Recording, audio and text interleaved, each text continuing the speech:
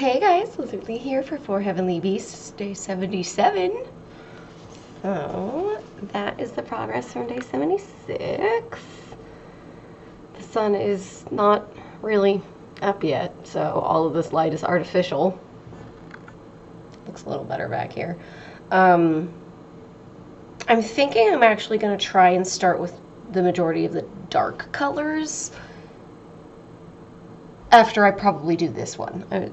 I'm probably going to do this one, pull it out, reframe it a little, scooching the fabric that way. If I can remember, I will record it, because the last time I did it, I got really close to the camera and you could only see me and not what I was doing. So I've had people ask me how I put the frame on here, and it's hard to explain in words. So yeah, there's a little bit on the beak too. So I'll try and do a little bit of this, and then I can scooch it a little bit over, maybe even this one. Or, yeah. Oh, there's two. That one too. Those. Whatever, it doesn't matter. You'll see. As long as I remember. Alright. Devoted is here! Yay! Yay! Glad you joined in, because then it sounds like slightly more like real applause rather than just me screaming yay. I was planning on just not talking for the next 40 seconds to make you sound like you were crazy. I would glare to you the entire time and said, I'm glaring at him, by the way. Yeah, but then I would have just made it like 4 minutes or 5 minutes. And then I would have eventually gone, oh, hey, babe, sorry I'm late. And then you really would have sounded I crazy. would have been so pissed at you. Yeah, it would have been worth it. So, I decided we should have a light-hearted video at some point. So, this one should have mostly cute movies and a fun video game. So, we're starting with The Secret World of HAED. Is that the full title? Yes, that is the full title. I'm not actually charged that. The Secret World of HAED. I mean, most people call it HAED. It could be a translation that made it The Secret World of HAED. I don't know. We watched it on, like, Amazon or something, but I have the DVD. Yeah, no, I think I just wrote down what was easy to type. Here we go. HAED, titled HAED the Borrower in Japan, and The Secret World of HAED in North America. Well, alright, I got it. So, Well, it was for the viewers, so Yes. they know, since you don't care. so Not that they do. Ariete is a tiny people, like She's a borrower. a borrower, yeah. They're like 2 inches, 3 inches tall, I think. Yeah, they're tiny. But otherwise, they look like humans. And they're... Again, this is a anime by Miyazaki and Ghibli, so it's a very cute sort of mythological creature sort of thing. And they borrow from the beings, you know, us human beings. And so they go around borrowing stuff from them, but as one would expect, things get complicated, because that's why we're having a movie where it turns out basically stuff happens. I don't know how much to say without spoiling, or should I just dive in? Because I mean, I think if you like the premise of teeny tiny people living underneath someone's house in a completely wholesome way. Yeah. By the way, I do feel like that's incredibly important to Yeah. note.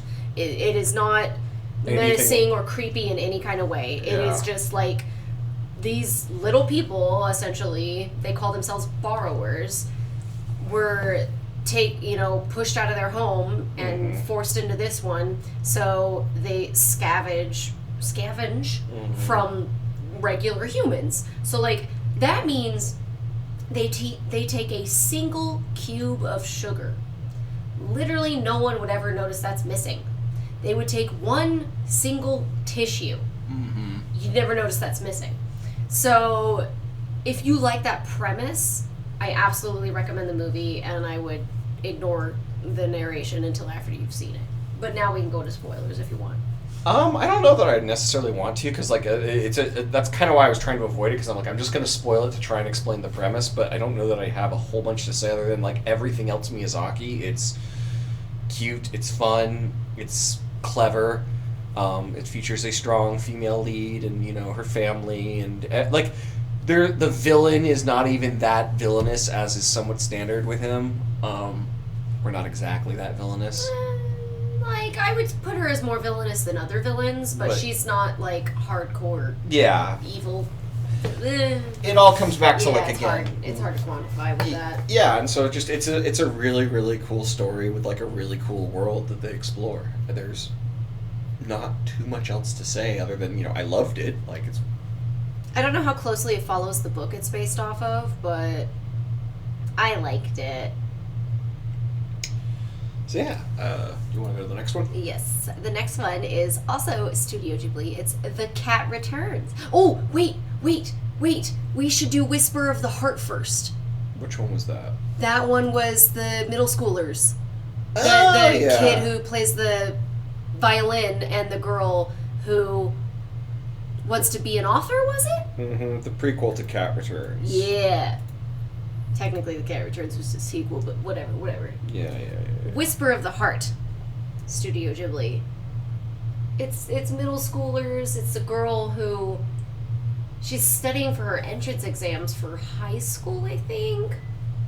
And she's always borrowing books, and then she sees a name pop up consistently with the books that she gets, and then she learns, oh, it's this boy. And, you know, he teases her, and she's like, oh, I hate him. And, of course, I immediately shipped them. So... As Liz does. It was actually, like... I don't know if I can full-on say it's a love story, but it is absolutely a beautiful falling in love story. Yeah, it's a like, cute... it's, you know... There's a word for it, like puppy love, you know, like they're kids. Yeah. They don't... It might become true love one day, but right now they're in middle school. Yeah. And as with all things that Miyazaki does, that's not, like, the main focus. It's like, oh my gosh, all these awkward little... Like, no, they have lives. It's about what they're trying to accomplish and what they're doing, and, you know, rather than, like, your standard U.S. rom-com or teenage coming-of-age story thing. It's very well written. I said it's a prequel to The Cat Returns, and that's in that, like, the cat from The Cat Returns, or a cat from The Cat Returns, exists in this movie, but... There is, like, you could watch either movie and never even notice they're related. 1,000%. Yeah, they're, like, it's not, they are narratively not related in the slightest. The connection is literally, she goes to, like, a secondhand store, and there is a statue of a cat, and he's wearing a tuxedo. That cat is the cat in The Cat Returns. And she also sees the cat that, is the one that, like, oh, he ate all the fish. Like, he's the one that she keeps seeing. It doesn't matter. Point is, Liz is looking like you're like, sure, I babe. don't recall this at all. Yeah, okay. So yeah, that one's fun. Again, another amazing film. Like everything Ghibli, it's hard to go wrong with anything Studio Ghibli. Like they're all amazing films for pretty much any person, except for like Princess Mononoke is kind of violent but still a great film, and then Howl's Moving Castle is the best one, in my opinion. Grave of the Fireflies is the other one. Do not watch Grave of the Fireflies. It is that is the depressing. most depressing thing you will ever see, especially if you have siblings, and especially if you have younger siblings. Yeah, There is a reason I will not watch that movie. I read a synopsis, and I was like, no, actually, I don't hate myself or my little brother, so nope. Yeah. So yeah. Are you done with Whisper of the Heart then? Yeah. So, The Cat Returns is Robert's, one of our friends' favorite Studio Ghibli movie. Sort of, kind of, maybe. Okay, well, he said it was his favorite. When he's not being difficult about, you know, what he does and doesn't like, but yeah. Okay, well, we're not talking about the bratty Robert right now. Yeah. We're talking about the genuine Robert. And he said he loves this one and he would absolutely rewatch it. And he actually has, and it makes him laugh every single time. Except he can't because there's one scene that freaks his cats out. Well, that's his problem to deal with. Whatever. Do you want to talk about it at all? It's like other Ghibli films. This one is one of their traditional prototypes where it's like, you know, person falls into like the secret world of cats.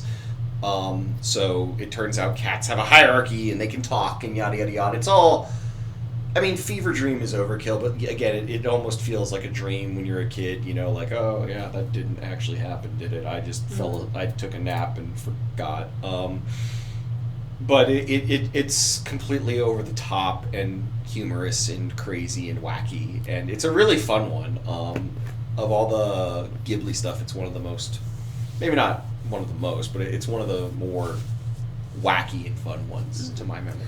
Honestly, I feel like Whisper of the Heart and The Cat Returns are the easiest like recommendations for someone who's never seen anime, because Whisper of the Heart is just a beautiful story. Like if it were real people, a ton of people would watch it and there would be no reservations because it's not an animated film. That's for kids. Yeah. And then The Cat Returns is super silly and goofy, but it's not in the typical weird way that anime often can be. I don't know. I'm just... Yeah, no, I'm not sure I would necessarily start with those, but they're not bad either. Like, anything Ghibli is easy. Like, I agree. Please get your foot off of that book. It's not on the book, it's on the... No. If it helps, The Cat Returns has voices such as Tim Curry, Cary Elwes, Anne Hathaway, Peter Boyle. Yeah, like, I mean... it's... Studio Ghibli does good picking its people. Well, yeah, Studio Ghibli almost always gets major voice actors because they're... Kristen Bell. Yeah, like any Studio Ghibli film that's dubbed, Billy Crystal's Calcifer and your favorite. There's a zillion other, like Patrick Stewart, Billy Bob Thornton. They've all done voices. But alright, what's next? Next is... I think we'll skip that game because it's a little bit dark and I said lighthearted. So we're gonna go for Heartbreakers. Starring Sigourney Weaver and Jennifer Love Hewitt. This is the one, where it was, you were not on board until near the very end. And then you were like, this movie's perfect. Yeah, it went from, like, really dumb to really good. It saved itself, but it saved itself really, really well because it's a rom-com, let's start there. Yes. And it's a mom and daughter team of, oh my god, Sigourney, well, you already Drifters? told them. Well, no, you already told the names. Drifters. The actresses. Oh, I don't know their characters' names. Well, no, I just wanted the actual human beings, but you already said the names. Oh, yeah, I said the names. And they're scamming people, basically. Scam, there we go. Yeah, so they're going around and they pretend, was it Mary? Well, they do all sorts of scams, like glass and food and other... Oh, yeah. Any way to make money. Glass and food, not to, like, poison people, but to be like, oh my god, there's glass in my food, count my meal. This is not that dark. No, it's completely lighthearted. It's fun. Okay, maybe not completely lighthearted, but mostly lighthearted. Yeah, and there are certain tropes I was expecting in certain ways I was expecting the plot to go, but there was something that occurred about halfway through the film that I did not expect, and I feel like that's when it gets a lot better. And it goes from like, okay, I've seen this before, to, all right, I have not seen this before, and it's actually really, really fun. Yes. And so, yeah, not the best rom-com, not the worst rom-com. I enjoyed it. I don't know. Would I watch it again? Yeah, I'd watch it again. I love Sigourney Weaver. Yeah, I always love Sigourney Weaver. She is spectacular as the mom. And then you love... and I love Jennifer Love Hewitt in the couple of things I've seen her in. She's a wonderful actress. Yeah. I've got on that one. Excuse me. I'm just flying through these. Well, unfortunately, they were a while ago. All right. Okay, I have to preface this. All right. So the next movie is Gunless. And my mom and my dad told me like a decade ago. When did this come out? 2010. All right. Yeah, I feel like 2015 is a good timeline for when I watch this. My parents were like, this is the funniest movie I've ever seen. You need to watch this. You're going to laugh the entire time. And I was like, oh, okay, cool. But then my parents wanted to watch it with me. And my dad hates subtitles. And I was like, all right, like as long as everybody's quiet, I'll be able to hear it, I'll be able to understand it, we're good. No, they laughed before the joke happened. And I couldn't hear or understand anything. And so for a decade, I thought this was the worst movie I'd ever seen. Because I couldn't understand anything that had happened. Because I couldn't hear anything. Physical comedy only goes so far when you don't understand the setup. Delivery on a lot of this is key. Yes.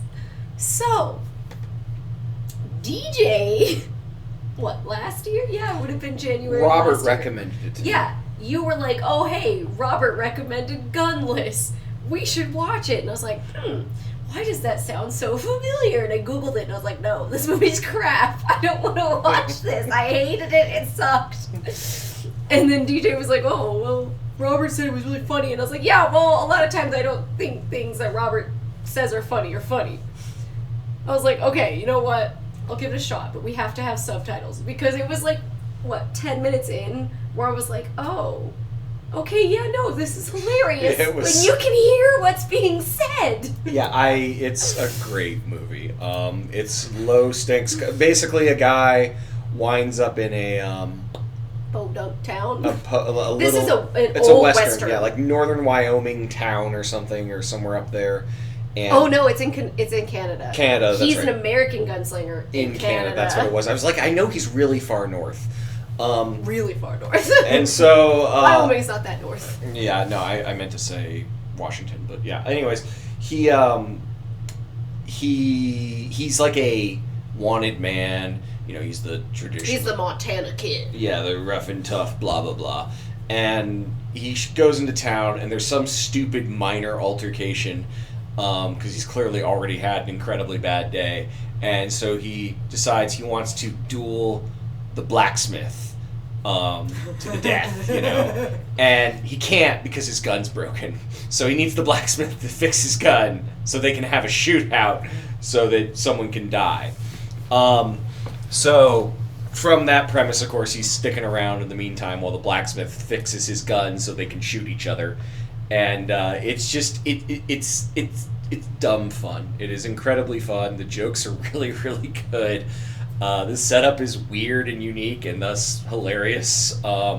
It's a rom-com, by the way. That's right, it is a rom-com. Mm-hmm. I forgot about that, yeah. It is actually a rom-com. I have that marked on my little notes. I don't know, but you should.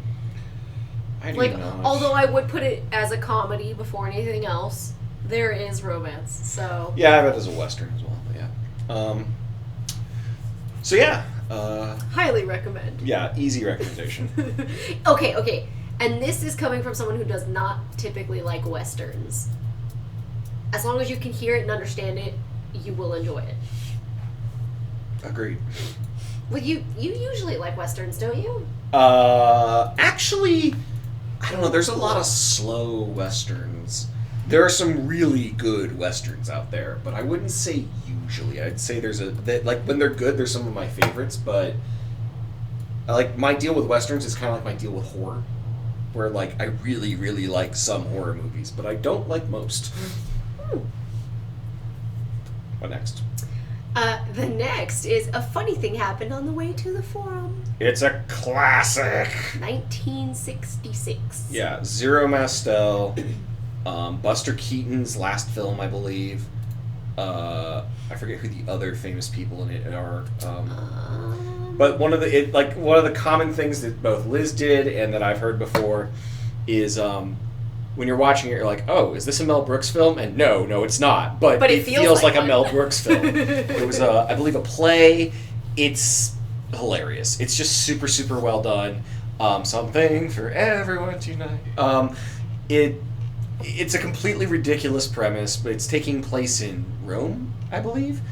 And it's all sorts of, the house slave is screwed up, but it's one of those plots where lots of little overarching problems all collide at once, and then now they're trying to juggle all the things that they're doing, where it's like, well, we can't let them know this. Oh, crud, they're finding out that. Wait, we need to do this. What about this person? What about... And it's just utter chaos, and it's so well done, so well written, so well acted. She speaks body language, and it's just fun. I actually first watched it in high school because one of the other students in debate, who has a very similar sense of humor to me, brought it because we were supposed to bring in films or something to watch to show people different things as a sort of understand, because debate wasn't just debate, it was also speech and debate, so learning different styles of stuff. So someone brought in The Notebook, which of course, and then he brought in A Funny Thing Happened on the Way to the Forum, which I'm like, yeah, this is phenomenal. That's a good person. Are you still friends with them? It's Matt Wiegand, so no, not really. Matt doesn't like me much. I love Matt. I think he's a great guy. I wish him the best. I get under his skin, I think. So. He's not the one who broke the fridge at the last place. No. John's really close with Matt. Matt's the one who could have been a professional comedian, I think. And I still think probably could. I think he's one of the funniest people I've ever met. And I don't want to, go off on that tangent. But he's a teacher now, married with children, you know, the whole 9 yards. Good for him. And that said, like, I obviously have a slightly sarcastic behavior when I'm talking with Robert or anyone else, and I would do that with Matt, and, like, I would just piss him off. So I didn't mean to, and I didn't exactly realize it sometimes because he was so, I don't know, I just never quite managed to get on his wavelength and feel bad about it, but so be it. Alas. Yep. Funny movie, do watch. Yeah, I do agree. At first, I was like, ugh, this looks like it's going to be dumb, and then I laughed the whole time. Yes, so. You're welcome. I have dialed in my understanding of your humor. Mm-hmm. Ooh, I love this one. Everything, Everywhere, All at Once. I wanted to see this movie when it came out, and we didn't watch it until last year. And I loved it. Like, 10 out of 10, no notes. Loved it. Yeah. It's gosh, okay, so in a weird way it reminded me of Kung Fu Hustle, and the other things by that director.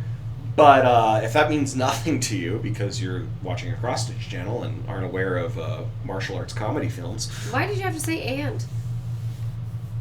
You make it sound like every single person watching this channel does not have other interests. I'm sure they do. But I wouldn't, like, it's not exactly an obscure, it's a cult classic, there's what I was looking for. Like, if you're really into martial arts films, great. But even... I'm glaring at him for those of you. Oh, you're not just squinting heavily at me? No. I think she's aggressively squinting. No, I'm glaring. So... It's all in the eyebrows. Which I can't see because of your bangs. I'm glaring. And your glasses. Then you just have to believe that I'm glaring. No, that's why you look I'm like you're not aggressively squinting. So anyways, Everything Everywhere All at Once is just a really cute film. It's telling a story you've heard 1,000 times before. Like, if you've ever watched...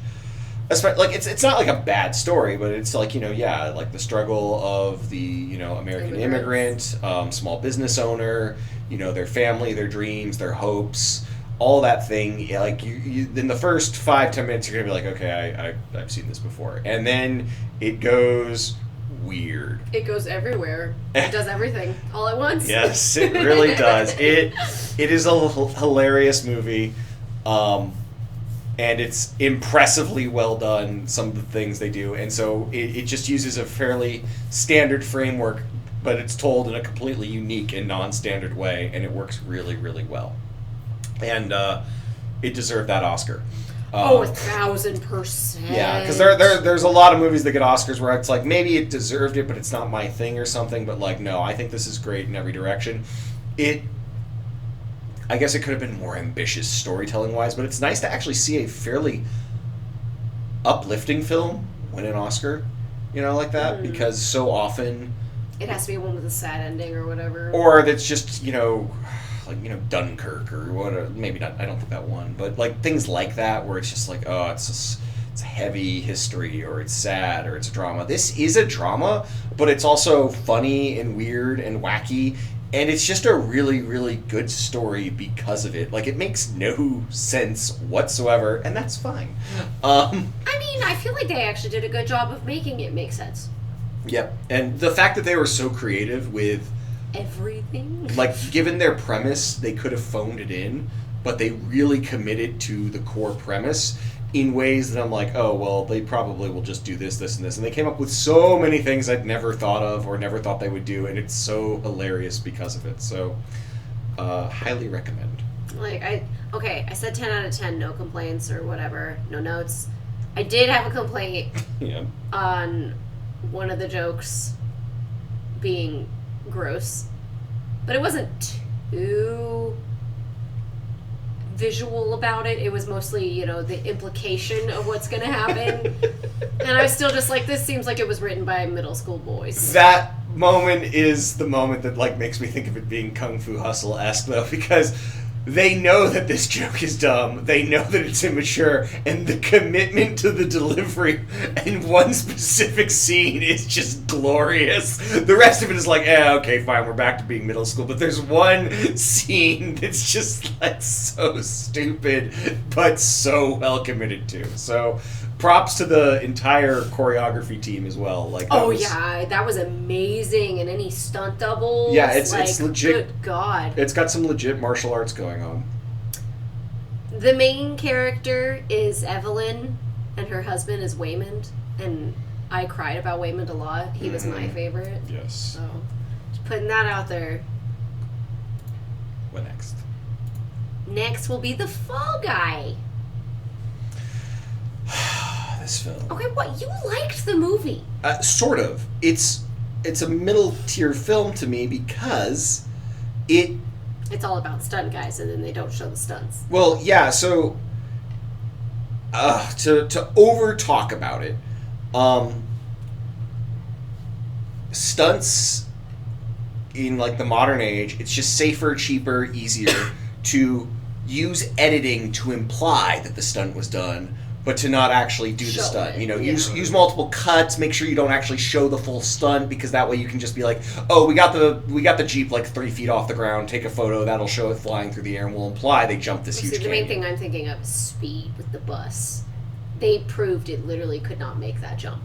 Yes. But yeah, but that was like just whatever. So no, I know. I'm just that's the kind of the thing of like you see the bus leave. Well, no, I would even say that's still a better film stunt-wise. It doesn't matter. Modern stunts especially are all done in editing. Maybe not all, but like that's why I think movies like John Wick blew up, because it's good choreography and real stunts. So I figured, this will be... Less cuts. Yeah, less cuts, showing the action, showing the hits, understanding when and how to do all of it, basically. And... they, of course, they find an excuse to do just about every stunt trope you can think of. People are breaking bottles over their heads, people are breaking chairs on things, people are falling off buildings, people are on fire, people are this, people are that. But a lot of them are shot in such a way and edited in such a way that I'm like, oh, this is kind of disappointing. They still did the safe route and only did part of the stunt, and did the editing and edited together. And then, at the end of the movie... like during the credits. Literally, they show the filming of the stunts, and what do you know? They actually did do this, and I'm like, why was that not the shot? Why did you cut 4 times during the shot so we could get actor reactions and all that? Show the car jumping the gorge, show them, like, falling out the window, show them flying through the windshield. Like, it was, if you watch, like, old... Oh my God. Okay, so like Jackie Chan, yeah. Was it Charlton Heston? No. Is he the original stuntman? Oh my God, I feel so dumb. I can't think of his name. Is it Buster Keaton? It's Buster Keaton, yeah. If you watch the old Jackie Chan, Buster Keaton films, like, they show the stunt. You see them do it. Wide angle, watch them fall down the line, or run off the building, or use the freaking... long shot. Yeah. It's a long shot. And they didn't do that in this. But then they show you them at the end, and you're like, oh my God, that would have been so much better. Why didn't you just put that in there? Because then they would have had to CGI the actor's face onto the stunt double and blah, blah, blah, blah, blah. I'm kind of the opinion of, like, I would have been totally okay if it had clearly, 1000% clearly, not been Ryan Gosling in the car. Just to see the shot. Yeah. And just have the knowledge of, like, yeah, there actually is a real person doing this stunt for Ryan Gosling in this movie where he's supposed to be the stunt double guy. Yeah. Like, I would have enjoyed it. But I can understand that might be too campy for some people, and that's maybe something they were worried about. I don't know. Whatever. It felt like marketing or producers got involved and, like, ruined the core concept. Because there's a great movie in there, and it's only a decent movie. That said, it's a fine rom-com. Like, the plot is dumb with a capital D, but it's a fun dumb. Yeah, it's like, it's literally like, oh, so we're just making up whatever contrived excuse someone came up with at 3 a.m. and like, okay, how do we have that lead to the next scene where we're gonna throw them through a building or whatever? Yeah, but it was fun. I don't regret it. I'd watch it again. It's on that list. Oh, I would watch it again over The Notebook any day. Yeah. But I don't want to watch The Notebook. I mean, those are two very different films, but yeah. Yeah, you mentioned it earlier. I would not. No. The romance movie everyone needs to see is Pride and Prejudice. And as we've established, David can summarize that movie better than anyone else in the world. Judi Dench gets on her boom and flies to the manor. so good. But wait, the soup scene! They're eating soup and it's sad. And there's a sister and she's sick. And she's a strumpet. It's not a word. What next? Hold. I'm trying to get another lighthearted one. It's a little hard. Alright, I mean, technically this one is. Yeah. Tucker and Dale versus Evil. So, it's a quote-unquote horror movie, but it's a comedy first. Yeah, 100%. It is hilarious. I wasn't great at selling it to David, but then he watched it and he enjoyed it. It, like, alternates between, like, really good and a little bit dumb. But they're supposed to be stupid rednecks. No, that's not the Like, problem. I meant that, like, I felt like some of the scenes went on for a little bit too long. But that's it. Like, the core concept here is the main two characters are the standard rednecks who are, like, you know, in Deliverance, who are actually going to kill you. Except, no, they're just really good guys. Like, you know, they're best friends. The hot college students going out to party in the cabin in the woods. Yeah, see the evil rednecks at the store first, and, you know, they're buying literally every horror movie trope. One chainsaw, one scythe, one spike duct tapes, you know, rope, zip ties, because they're doing home renovation on their cabin, you know, like, and they literally justify everything. Oh, a wood chipper. No, they already had a wood chipper, didn't they? I don't know. It doesn't matter. Point is, you know, that's the setup, and then, you know, the other guy thinks that one of the girls looks beautiful, and he's, like, staring at her awkwardly, and from her point of view, it's, like, menacing, and he's stalking her. And all he's just like, oh, I've never seen such a pretty woman before. And then he tries to talk to her, and and his friend is like, go and talk to her, come on! And he's really shy, and it doesn't come off in the cute way that it does when you know where he's coming from. Yeah, since you get to see both sides of the equation, you know it's just cute, stupid, like, oh, he really blew his shot, and from their side, it's like, oh my god, he's a psychopath. He's gonna kill us, we need to run. So, I mean, that's the whole premise of the movie right there. It delivers surprisingly well on it. It is violent, I will warn you there. Yeah. Like, it's very violent, very gory. But, you know, if you want a lighthearted horror film, it's a pretty good one. I think if anyone's a fan of horror, they should see it if they haven't. Because, like, yeah, it's fun. I like it more than Zombieland, and that one got a sequel. Oh. And I haven't seen, what's the one? Shaun of the Dead. Shaun of the Dead. I haven't seen Shaun of the Dead. I'm told I should because I like things like Tucker and Dale versus Evil and Zombieland. Shaun of the Dead and Zombieland are capital H horror movies, whereas this is a capital C comedy with a lower H horror. Even though they're still also capital C comedy.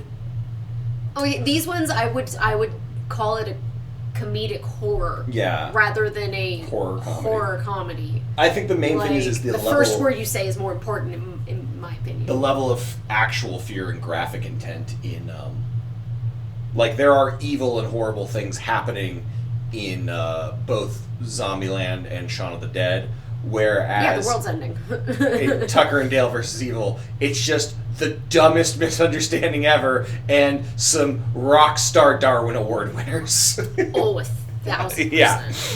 It stars, I never pronounce his name right, Alan Tudyk? Tudyk? Yeah. Yeah. Yeah, he's great. He's one of the two rednecks, and, I mean, if you like him, I loved him in this role, so... Alright. I am a leaf on the wind. Alright, I've kind of run out of lighthearted things. Tropic Thunder? Is that really lighthearted? It's literally a comedy. It's about a war. It's a comedy! Okay. It's like okay, it's not the comedy, but it's a comedy. Okay, so from the person who had seen or at least I thought I had seen every single comedic clip from this movie, it's still worth it to watch the movie as a whole from start to finish. Because honestly, I think every single clip I'd seen that I laughed at, I still laughed at when I watched the movie. There are a lot of other movies where I've seen clips about funny scenes, and then I see the movie and I'm like, oh, it's not funny now. Or, you know, like, it's not funny in context. Or it's just, I had it spoiled, so now it's not funny. Yeah. No, there was more than the clips I'd seen, but even then, all the clips I'd seen were still funny when watching it. Yeah,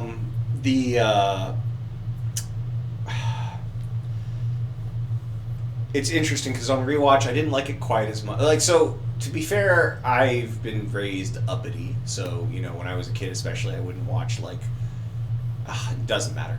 Point being, I didn't watch a lot of comedies, especially dumber comedies. And so when I watched this, I was watching it with friends or something. I forget what the standard, or maybe I was on my own because a friend had told me to watch it.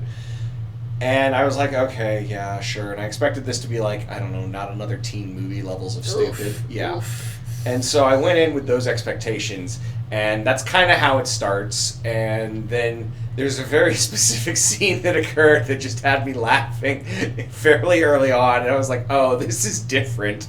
And yeah, I mean, it's a classic comedy. It's not one of my favorites by far, but I do think, like, you know, it's raunchy, it's for, you know, for teenagers and adults, you know, but it's worth seeing. Like, I think everyone should see it. It's just so funny when it's good, and it's very, very quotable, and, you know, Robert Downey Jr. is great. Everyone's great. Heck, the openings, just the opening, the fake trailers was like... They were funny. That was really, really good. Was that the only time Ben Stiller was in the movie? Was in that opening trailer? Wasn't it? Or was he... Isn't he the main guy? I thought the main guy was... Yeah, no, he's the main guy. Ben Stiller's the main character, babe. Okay, so then... Matthew McConaughey? He's the main guy's agent. No. He gets him the Okay, TiVo. there was somebody that I swear was only in the trailers at the start. Tobey Maguire. Tobey Maguire, Tobey Maguire. Because he's in the Best Kiss scene. Uh-huh. Nominated for Best Kiss by Teens Nickelodeon, Tobey Maguire. Satan's Alley. Okay, I'm just saying. So, if you have gotten to this point, very important question that's not currently relevant, but I'll try to turn it around. If you have seen, oh my god, I forgot what it's called. The detective, Columbo. If you have seen Columbo, have you noticed anything about his eyes? Anything, just anything.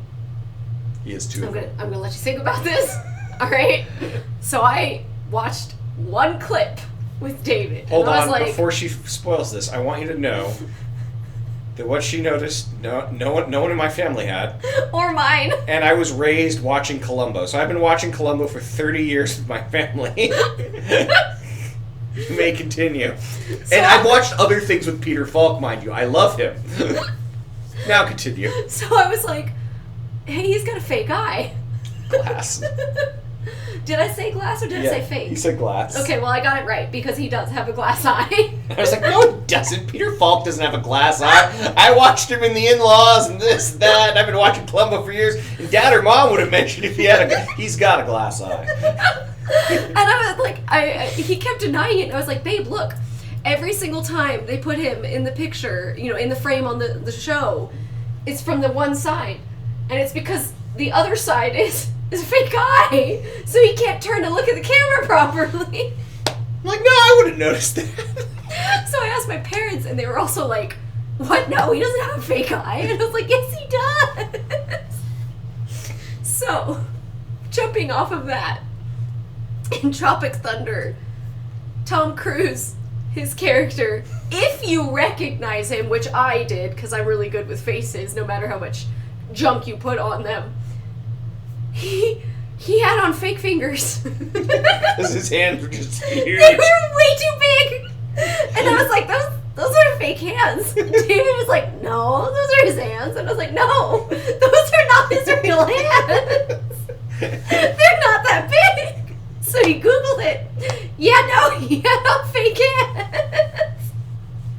I'm glad this still brings you joy. I mean, you're giggling and smiling too. Oh, I am, but you're in hysterics. I think it's funny. Like, why do I notice the things that I notice? I don't know, but I do. All right. We're at the end of the video now. I hope this was a nice difference from the typical See, narration. this is foreshadowing where you all find out I don't exist. No. No. She's been photoshopping me in just like that cat and her family. I'm really good with Photoshop, apparently. So I did not finish a new page. I just wanted to get a picture of all of it, since I'm gonna be scooching it over a little bit. I can't. Okay, maybe if I put it like straight on, I could just hold it and it'll go flat and line up. Assuming I can hold it flat. There we go. So yeah, it's looking good. It's coming along very well. I'm just gonna leave it there for a little bit. Okay, I'm just gonna restart it so I can do my outro. And that is the end of For Heavenly Beasts Day 77. I got 3 hours and 25 minutes of footage. As you saw, I pulled it out of the frame, ironed it a little. Okay, I can't freaking see, so yeah. I did not finish a new page, as I said. There's still a lot to go. I just need it scooted more that way. And I wanted to get a picture of all the progress I've done, because it would have been really hard to get some of it based on where it was, how it was framed.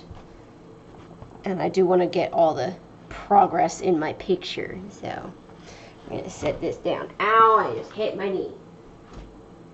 Okay, we're just stay there. But what I thought was exciting was a picture of this so far. So, okay, you can't, let me zoom in, maybe it'll help. Yeah, it's really hard to tell, but obviously, I mean, you just saw it, so you know I've finished a lot of it, but that is what remains. So, I don't know, I mean, yeah, okay. Ooh, angles, it doesn't want to show it very well at all, does it? These 2 pages, 1, 2, 3, 4, 5, 6, so essentially 8 full pages. I'm comfortable leaving it there because this isn't the width of a full page, and then there's just a little tiny bit along the bottom edge there. So yeah, I'm definitely past halfway, because halfway, as I believe I've said before, is, we'll see if this will work. Okay. That red dot was the midway point. So, yay.